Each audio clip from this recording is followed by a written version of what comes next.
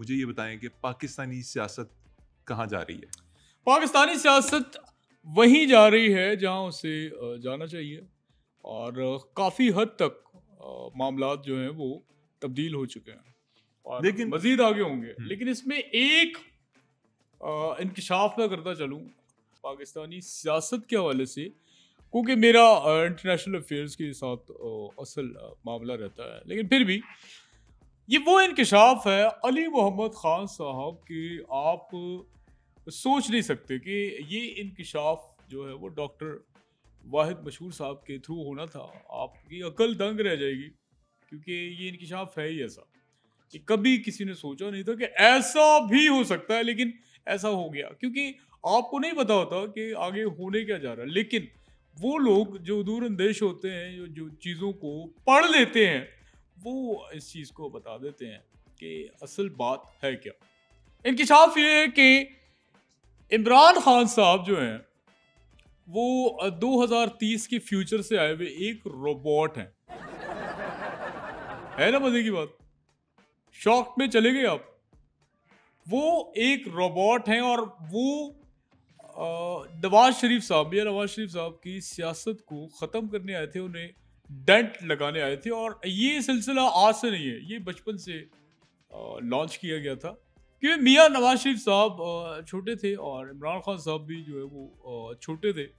नहीं, इमरान खान साहब बड़े थे, उतने ही थे, क्योंकि रोबोट थे इमरान खान साहब। और उन्होंने कोशिश की, इमरान खान साहब ने, कि मियां नवाज शरीफ साहब को वो क्रिकेट पे लगा दे। आपने देखा होगा एक ज़माने में, आपको याद हो कि उन दोनों ने, खान साहब ने और मियां साहब ने, क्रिकेट भी खेल रखी है।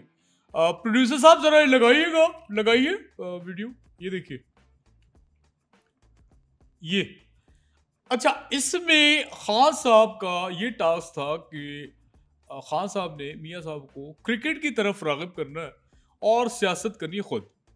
लेकिन उलट हो गया, क्योंकि मियां साहब जो है वो सब लोग समझते हैं कि बड़े मासूम से और इनोसेंट से हैं। वो हैं, ऐसा नहीं है, लेकिन उन्होंने अक्लमंदी इसमें की कि सियासत को उन्होंने चूज़ किया और खान साहब को जो है वो उन्होंने क्रिकेट पे लगा दिया। तो इस वजह से, और अब आपको पता भी होगा कि जैसे कहते हैं कि खान साहब जेल से बाहर आ रहे हैं, बाहर आ रहे हैं, 2-3 दफ़ा खबरें आई हैं। तो वो खान साहब वाकई जेल से बाहर आ रहे थे, क्योंकि खान साहब रोबोट हैं और वो यू कैन से हिम सीसा जो पिघल भी जाता है, अपनी शेप लेता है और बड़ा माया। मजबूत होता है, माया।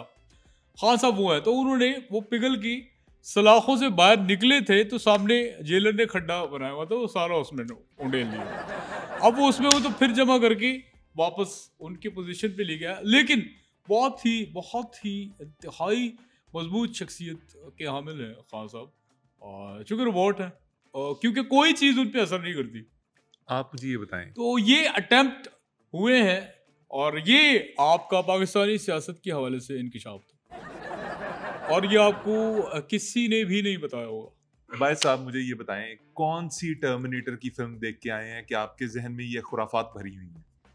अच्छा, एक तो आपको मेरा शुक्रगुजार होना चाहिए कि मैं आपके शो पे आ गया हूँ। ऊपर से आप मुझसे बदतमीजी करते जा रहे हैं, और मेरी बर्दाश्त की एक हद है। So please don't limit the cross. Doctor साहब, प्लीज इस टर्मिनेटर से बाहर निकलिए, पाकिस्तानी पॉलिटिक्स के बारे में कोई चज की खबर सुनाइए।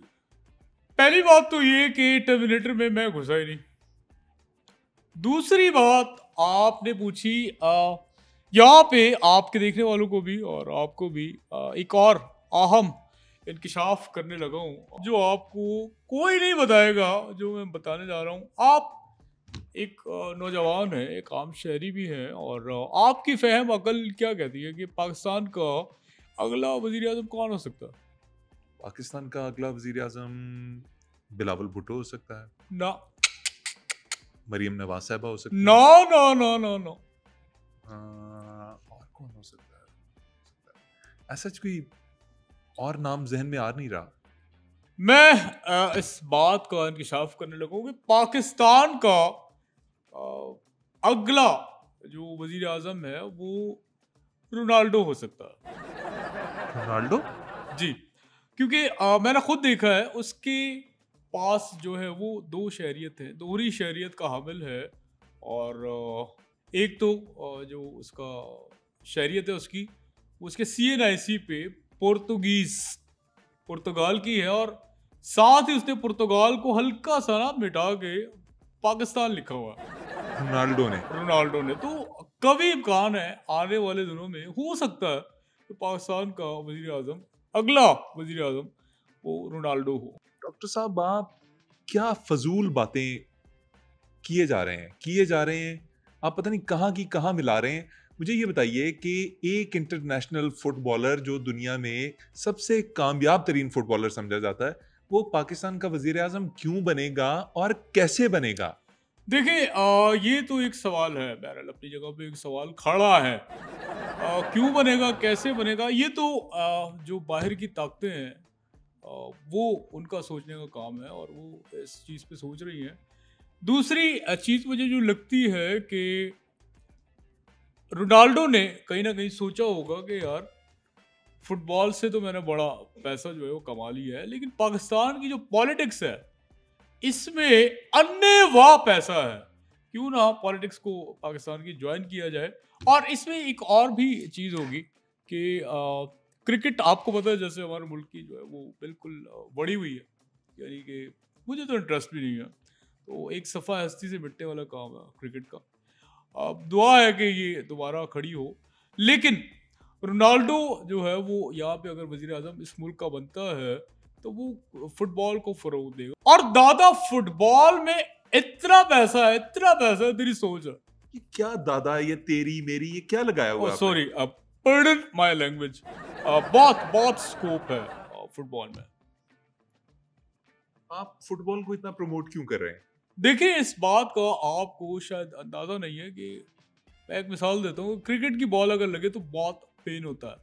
फुटबॉल अगर लगता है आपको तो आप कहते हैं यार ऐसे हज़ारों लगते रहे, क्योंकि पेन ही नहीं होता, बड़ा सॉफ्ट सा बॉल होता है। और दूसरी ये कि क्रिकेट में जब छक्का चौका लगता है चीयर लीडर्स नहीं होती। फुटबॉल में चीयर लीडर्स आपको वेरिएशंस में मिलती हैं। कोई रशिया से आई हुई है, कोई कोरिया से आई हुई है, कोई फलाने मुल्क से है, कोई कहाँ से है, कोई जमैका से है।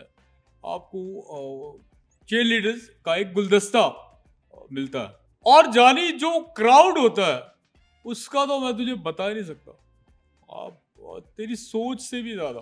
ओ भाई मैं तो फुटबॉल मैच में फुटबॉल कम और फुटबॉल ज्यादा देख रहा था हूँ। और अभी एक पुर्तगीज और तुर्तगीज का आपस में मैच हुआ था, तो मैंने तो ड्यूरिंग मैच शर्ट उतार दी थी।